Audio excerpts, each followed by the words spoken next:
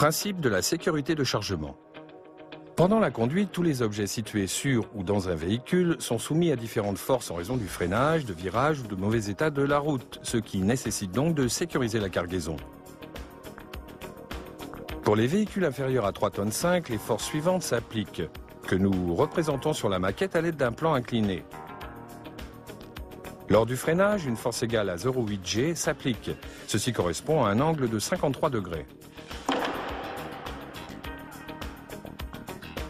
En pratique, cela signifie que 80% du poids de la cargaison est poussé vers l'avant en cas de freinage. Dans les virages et lors de l'accélération, une force égale à 0,6 G s'applique sur le côté et à l'arrière. Ceci correspond à un angle de 37 degrés.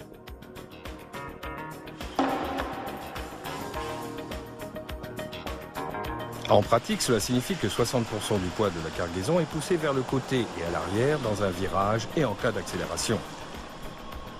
Pour les véhicules dont le poids total autorisé est inférieur à 2 tonnes, tels que des véhicules de tourisme ou des petits utilitaires, les forces sont encore plus importantes. La sécurité de chargement doit être réalisée en vue d'une conduite normale.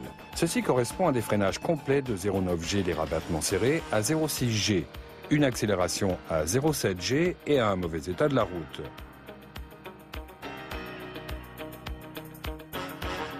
Vous voyez sur la maquette que différents poids commencent à glisser au même angle et à même force.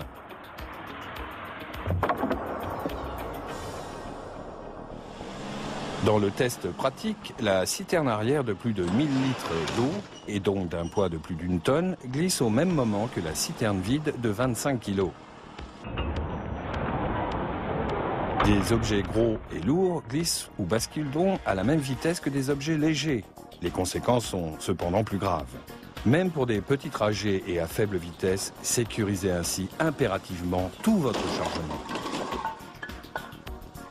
Vous voyez dans la maquette la différence entre un sol propre et un sol sale, ainsi que les effets de l'utilisation d'un tapis antidérapant à poids égal.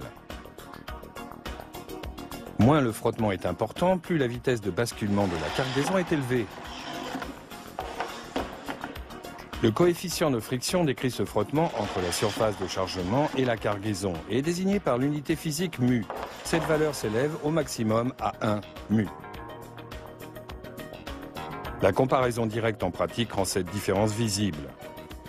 Avec une surface de chargement sèche ou humide, un tapis antidérapant permet d'atteindre le coefficient de friction idéal d'au moins 0,6 mu.